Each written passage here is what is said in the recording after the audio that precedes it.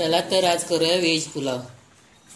त्यासाठी सर्व लागणारे साहित्य, हे तांदूळ आहे अर्धा किलो, हे वाटाणा, शेंगदाणा, फरसबी, फ्लावर, कोथिंबीर, टोमॅटो, कांदा।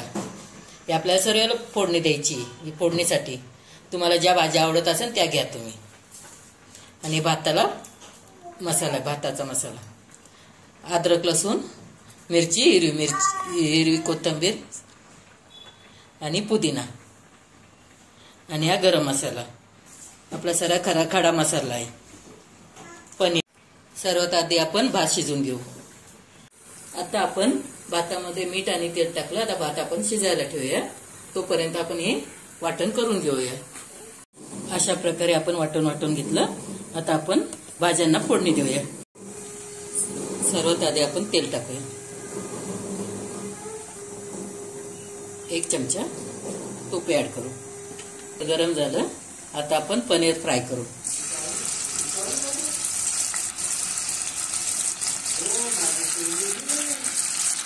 आता आपलं पनीर छान फ्राय झालं। आता हे काढून घेऊ। आता आपण वाटाणा, फ्लावर, बटाटा फ्राय करून घेऊया। हे मस्त, आता हे मस्त फ्राय करून घ्यायचं। आपलं वाटाणा, फ्लावर, बटाटा हे चांगलं फ्राय झालं। आता आपण हे काढून घेऊया। तर थोडंसं तेल टाकू अजून।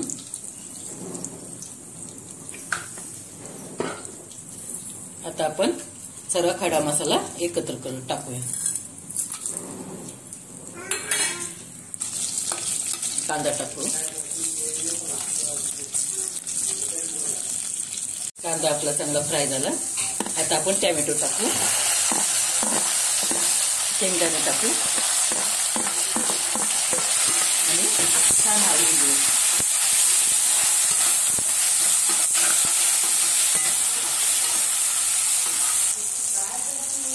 आता आपण वाटलेला मसाला त्यात ऍड करू।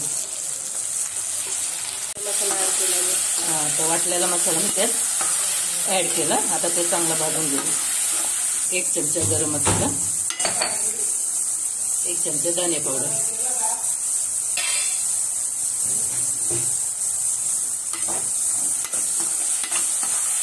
फ्राय केलेल्या भाज्या आपण आता याच्यात टाकून घेऊ।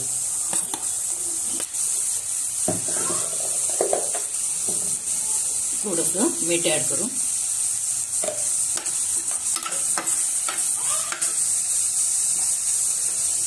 भाज्या शिजेल एवढंच पाणी टाकायचं थोडंसं।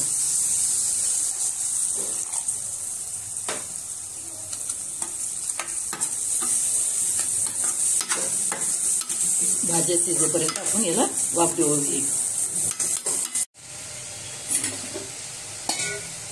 भाज्यांना आपल्या चांगली वाफ आली, अर्ध शिजले पण।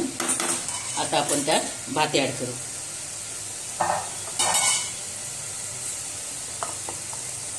हे असं सर्व मिक्स करून घेऊ।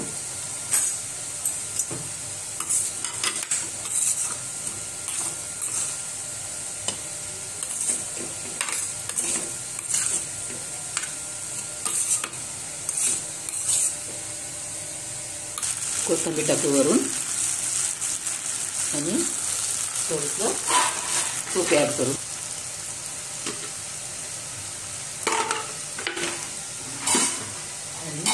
आणि 5 मिनिटं ठेवू।